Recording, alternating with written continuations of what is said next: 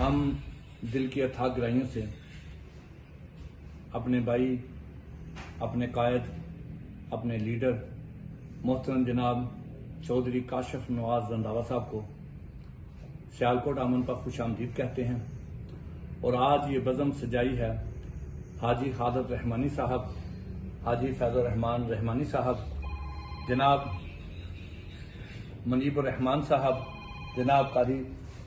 سہیب صاحب، محترم جناب حافظ شعیب اسلم صاحب، جناب محترم حافظ سفیان صاحب، یہ سارے کے سارے ماشاءاللہ ہم اپنے بھائی محترم جناب کاشف نواز رنداوا صاحب کو چیف آرگنائزر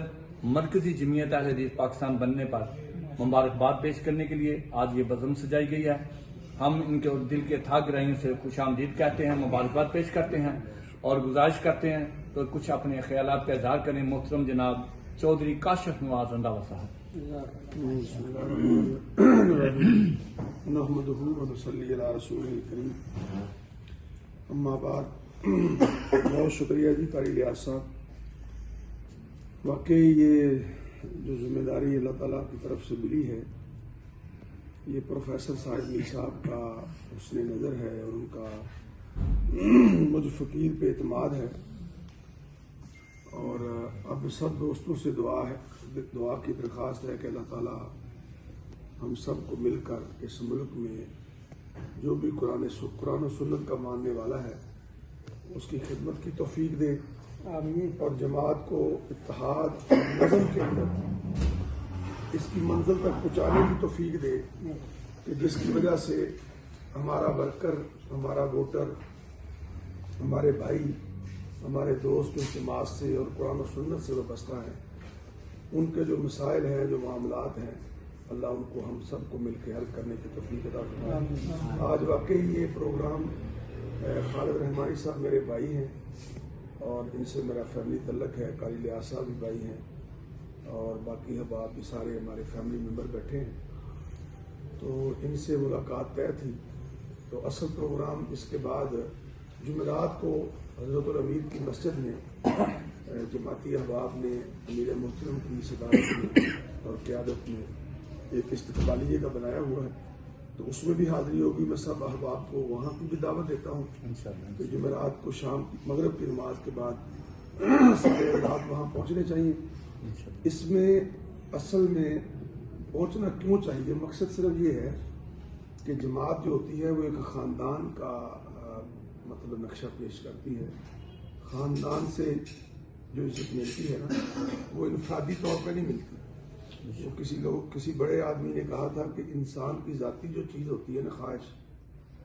وہ خواہش ہوتی ہے، لیکن اگر اس کو قومی فکر ہو جائے تو وہ منصوبہ بن جاتا ہے۔ تو ذاتی خواہشات جو ہیں وہ اللہ تعالیٰ نے سب کی پوری کی ہوئی ہیں۔ میں سمجھتا ہوں شاید میری زیادہ کر دی، اس کی مہربانی اللہ کی۔ تو اب نیت یہ ہے کہ اس ملک میں جو اہل توحید ہیں ان کی ایسی خدمت کی جائے، ان کا ایسا نام پیدا کیا جائے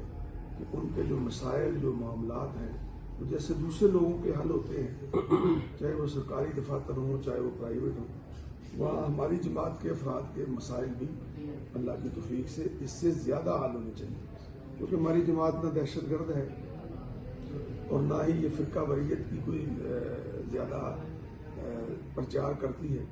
یہ خالصتاً قرآن و سنت کی تبلیغ اور اس کی نشر و اشاعت اور سیاسی میدان میں ہر معاملے میں نظر رکھتی ہے کہ اس ملک کے اندر سب سے بہتر نظام حکومت کون سا ہے اور کون سا حکمران جو ہے وہ بہتر ہے۔ تو ہم چونکہ قرآن و سنت کے ماننے والے انشاءاللہ اس سسٹم کو آگے لے کے چلیں گے، اور میں درخواست کرتا ہوں